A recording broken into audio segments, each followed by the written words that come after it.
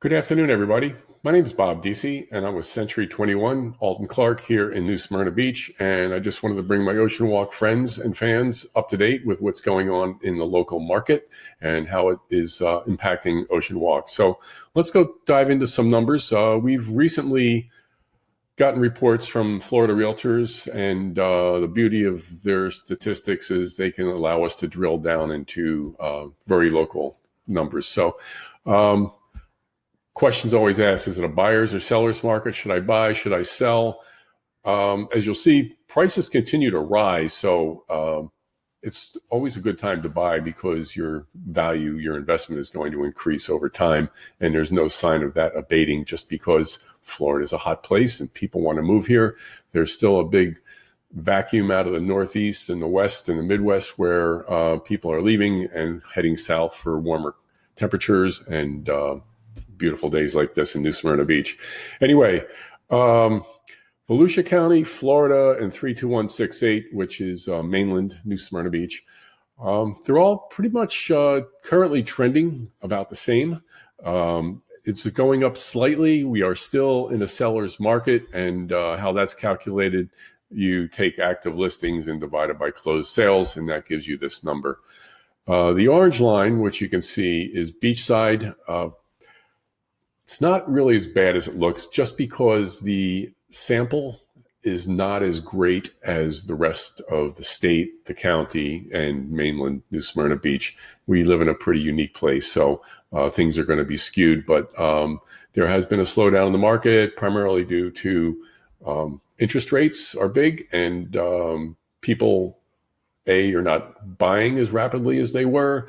Yet, and sellers are not selling because if they need to refinance, they're going to have to go at higher rates. But the good news is they're really not that bad. If you're from my generation, you're going to know that it could be a whole lot worse. So, but that's what's going on there. And the thing is, you could always buy and work with a mortgage person, and I'll marry you to the house, and the mortgage person will divorce you from the rate when the time comes and refinance if the situation is appealing. So moving on, how are properties getting, how quickly are properties getting offers? That is also inching up, leveling out over the past few months, but you can see we're still higher than we had been over the past year. There was a little bump in there in October, primarily to do with Ian and Nicole, but it's moving along fairly steadily. And keep in mind, and this is still a lot better than it was pre-pandemic. We still have a shortage of inventory, believe it or not, compared to back then. We have about 2 or 3 months supply of inventory, where it was like 5 or 6 months back in pre-pandemic times, Okay, specifically to 32169, which is beachside New Smyrna, I have single family homes here as well as townhouses and condos. You can see sales are down and inventory is up, which is causing those spikes that you saw previously. Sales are down 54 and 73% respectively in homes and condos, and inventory is up. But you can see median sale price is still up. And looking at the single family homes, they're not really up that well. There have been many multi-million dollar houses up. By many, there's maybe 5 or 6 that sold in that month, and that's going to skew that number. Condo sales, though, you can see they're still up 24%. Overall, the market year over year from January to January is about 10%. So, like I said, it's still a seller's market. And moving on, cash is still king in both single family and townhouses. 50% of sales are done with cash, which means quick to close, and none of the hassles of dealing with insurance companies, as well as getting an appraisal done. So that's a good thing. Listings are up and sales are down, as I mentioned in my previous slide. So that is affecting inventory and the time that things remain on market.